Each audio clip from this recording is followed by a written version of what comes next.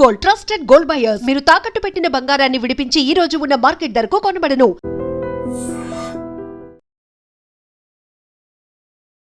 హన్మకొండలో జరిగినటువంటి ఇన్సిడెంట్ ఇది. యాక్చువల్లీ వృత్తిరీత్యా వీళ్ళిద్దరు కూడా డాక్టర్స్. హస్బెండ్ పేరు వచ్చేసి సృజన్ అండ్ ఈ అమ్మాయి పేరు వచ్చేసి ప్రత్యూష. ఇద్దరు కూడా డాక్టర్సే. ఒక్కరేమో కార్డియాలజిస్ట్, ఇంకొకళ్ళేమో డెంటిస్ట్.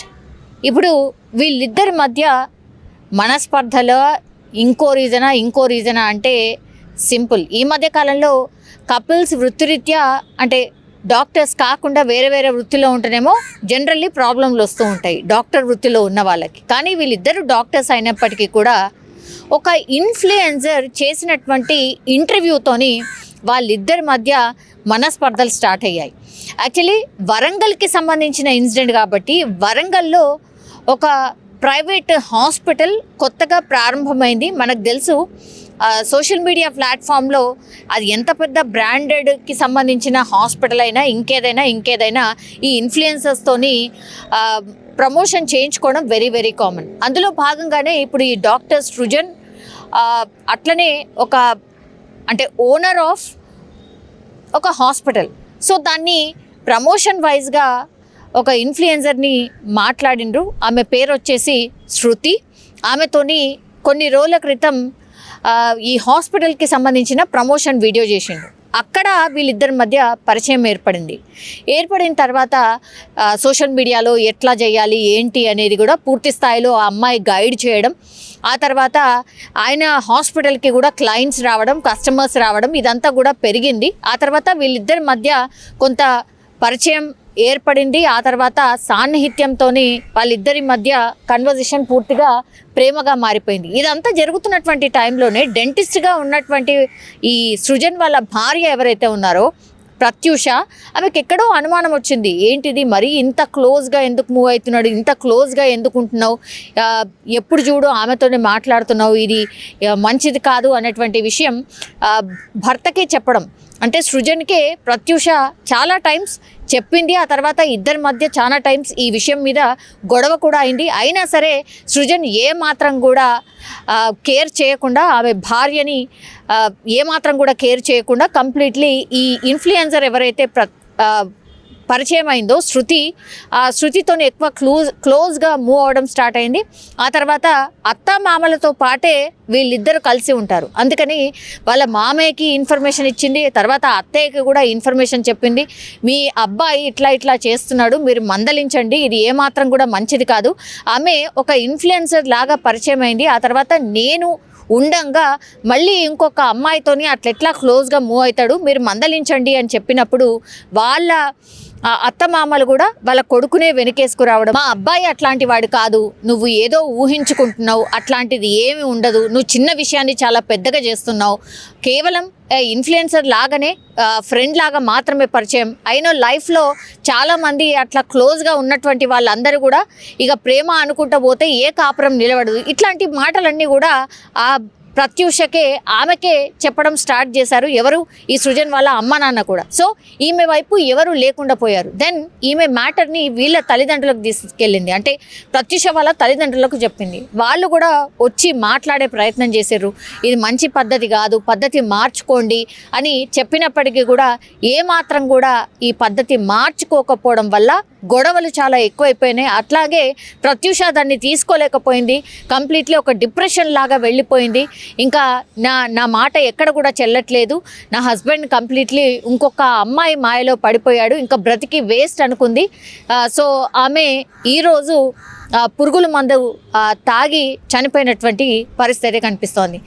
ప్రత్యూష వాళ్ళ తల్లిదండ్రులు డైరెక్ట్గా చెప్తున్నారు, ఇగో ఈమె ఇన్ఫ్లుయెన్సర్, ఈమెతోని పరిచయం ఏర్పడ్డ తర్వాత మా అల్లుడు పూర్తిగా ఆమె మాయలో పడిపోయి ఆమెతోనే ప్రేమగా ఉండడం స్టార్ట్ చేసిండు, మా అమ్మాయిని అసలు పక్కన పెట్టేశాడు, మా అమ్మాయితోని గొడవలు ఎక్కువగా స్టార్ట్ చేసిండు అనేటువంటిది పూర్తిగా ఇప్పుడు మాట్లాడుతున్న సిచ్యువేషన్ అయితే కనిపించింది. సో ఇక్కడ ఒక తప్పు జరుగుతుందని తెలిసినప్పటికీ కూడా ఇప్పుడు సృజన్ వాళ్ళ తల్లిదండ్రులు ఒక రకంగా తప్పు చేసినట్టు. ఆల్రెడీ మీ అబ్బాయి తప్పు చేస్తున్నాడు అని తెలిసి ఈమె అమ్మాయి చెప్పినప్పటికీ కూడా వినకుండా మళ్ళీ అబ్బాయిని వెనకేసుకురావడం, అంటే మీకు కోడలతోనే ఏమైనా ప్రాబ్లం ఉంటే సెట్ చేసుకోవాలి, మాట్లాడాలి, ఎందుకంటే వాళ్ళ పేరెంట్స్ కూడా ఉంటారు కాబట్టి మాట్లాడే ప్రయత్నం చేయాలి. కానీ ఇక్కడ అలాంటిది ఏమీ జరగలేదు. పూర్తిగా వన్ సైడెడ్గా సృజన్ వైపే మాట్లాడడం, ఈ కోడలి మాట అసలు చెల్లకపోవడం మెయిన్ ఇక్కడ రీజన్ అదేలాగా కనిపిస్తోంది. సో ఈ పూర్తి ఎపిసోడ్లో కంప్లీట్లీ ఈ అమ్మాయి పూర్తిగా అన్యాయం అయిపోయినట్టే లెక్క. ఎందుకంటే క్లియర్ కట్గా అక్కడ కనిపిస్తోంది. ఇప్పుడు సృజన్ అయితే ఆల్రెడీ పోలీస్ కస్టడీలో ఉన్నాడు. విచారణ సందర్భంలో కూడా నేను చెప్పిన విషయాలే బయటకు వస్తాయి అనేటువంటి మాట ఇప్పుడు ప్రత్యూష తండ్రి చెప్తున్నటువంటిది. సో ఇదంతా జరుగుతుందని చెప్పినప్పటికీ కూడా వాళ్ళు కనీసం రెస్పాండ్ కాలేదు. మా అమ్మాయి ఏదో తప్పుగా ఆలోచిస్తుందని ప్రొజెక్ట్ చేసిండ్రు. తీరా చూస్తే మా అమ్మాయి ప్రాణం కూడా పోయింది. వీళ్ళని కఠినంగా శిక్షించాల్సిందే. ఇట్లా అంటే మంచిగున్న కాపురంలో ఎవరో వచ్చి చిచ్చు పెట్టడం ఇప్పుడు మా అమ్మాయి ప్రాణం తీసింది. లాస్ట్కి వస్తే మా అమ్మాయిని శవంగా చూడాల్సిన పరిస్థితి వచ్చింది అని పాపం ప్రత్యూష వాళ్ళ తల్లిదండ్రులు ఏడుస్తున్నటువంటి సిచ్యువేషన్. చాలా చిన్నగా ఒక ప్రాబ్లమ్ని సాల్వ్ చేసే సిచ్యువేషన్ ఉన్నా కూడా దీన్ని రాంగ్గా హ్యాండిల్ చేయడం వల్ల పాపం ఒక ప్రాణం పోయింది, అట్లాగే జీవితం కూడా ఆగమైపోయినటువంటి పరిస్థితి. ఇప్పుడు సృజన్ మీద ఎలిగేషన్స్ ఏవైతే చేస్తుందో ప్రత్యూష అందుకే చనిపోయింది. అట్లాగే ప్రత్యూష వాళ్ళ తల్లిదండ్రులు చెప్తున్న మాట ప్రకారం ఇప్పుడు సృజన్ ఈ ఇన్ఫ్లుయెన్సర్ మాయలో పడి ఇదంతా జరిగింది అన్నటువంటి మాట చెప్తున్నారు. ఇప్పుడు సృజన్ని విచారించిన ఆ తర్వాత ఆయన ఫోన్ కన్వర్జేషన్స్ చూసినా ఇప్పుడు శృతి అనే ఇన్ఫ్లుయెన్సర్ని కూడా పోలీసులు విచారణ నిమిత్తం పిలిచినప్పుడు ఇద్దరిని కూర్చోబెట్టి క్రాస్ చెక్ చేసినప్పుడు అసలు ఏం జరిగింది అనే విషయం అయితే తెలిసే అవకాశం కనిపిస్తోంది. ఒకవేళ ఇందులో నిజంగానే ప్రత్యూష ఆరోపిస్తున్నట్టుగా వీళ్ళిద్దరి మధ్య ఏమైనా ఉంటే మాత్రం ఇప్పుడు కఠినంగా శిక్షలు అయితే పడే అవకాశం అయితే కనిపిస్తోంది. కానీ పాపం పోరాని ప్రాణం అయితే పోయిన పరిస్థితి.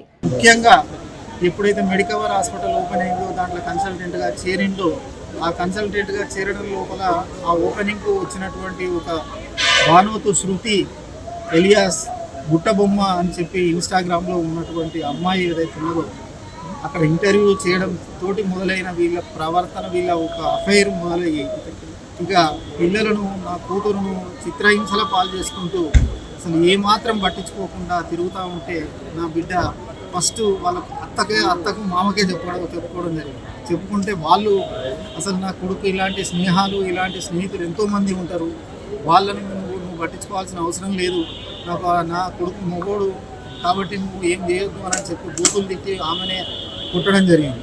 అట్లాంటి సందర్భం లోపల నా బిడ్డ మాకు చెప్పుకోవడానికి వెనుక ముందు ఆడి నేను ఒక పేషెంట్ అని చెప్పి చెప్పుకోవడానికి వెనుక ముందు ఆడడం జరిగింది. ముఖ్యంగా వాడు ఆ అమ్మాయిని ఏదైతే ఈ శృతి అని ఉన్నదో ఆ అమ్మాయిని పెళ్లి చేసుకోవాలని ఒక దురుద్దేశంతో నీకు డైవర్స్ ఇస్తాను, ఎక్కువ తక్కువ ఆవాజ్ చేస్తే నిన్ను వదిలేస్తా చేస్తా అని ఇట్లా బెదిరించుకుంటూ వచ్చేసి మొన్న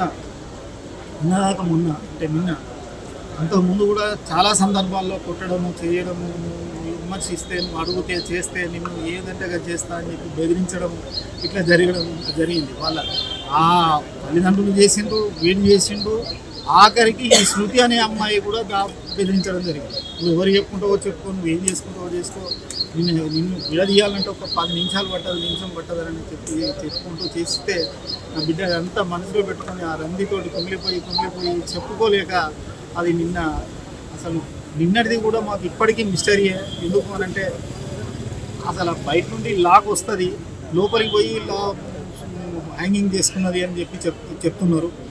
ఆ హ్యాంగింగ్ చేసుకున్న దగ్గర బాడీని ఉంచలేదు వాడు. ఆ బాడీని తీసుకొని గవర్నమెంట్ హాస్పిటల్కు తీసుకురాకుండా ఎన్ఎస్ఆర్ అపోలో హాస్పిటల్కు తీసుకుపోయి అందులో అడ్మిట్ చేసిండు. అది యాక్చువల్గా బ్రాడ్ డెడ్ కేసు అని వాళ్ళు ఇవ్వడం జరిగింది. కాబట్టి మేము కోరుకునేది ఒకటి ఏంటి అంటే ఇట్లాంటి ఈ డాక్టర్ అయిన వృత్తికే వీడు కలంకం తెచ్చినటువంటి అనర్హుడు వీడు. దీనికి ఉన్న డాక్టర్ డిగ్రీని రద్దు చేయాలి. ముఖ్యంగా సృజన్ను వాళ్ళ తల్లిదండ్రులను కఠినంగా శిక్షించాలని చెప్పి మాత్రం మేము కోరుకుంటాం. నిజంగా ప్రస్తుతం ఉన్నటువంటి సమాజం దేనికి ప్రయారిటీ ఇస్తుంది? ఆర్థిక సంబంధాల చుట్టూ మాత్రమే తిరుగుతుంది. మళ్ళీ ఎన్నికలంగానే చాలా విరక్తి కలుగుతాం. మంచి అనిపిస్తుంది కదా, లేడీస్ కూడా ఛాలెంజింగ్ జాబ్స్ చేసినప్పుడు చాలా బాగుంటది. ట్రాఫిక్ అసిస్టెంట్స్ గా నియమించిన ట్రాన్స్జెండర్స్ అందరితో సాల్యూట్ చేయించుకుంటున్నారు. ఫుడ్ డెలివరీ ఇవ్వటానికి వెళ్ళినటువంటి డెలివరీ బాయ్ అనిల్ పై కళ్ళ ముందు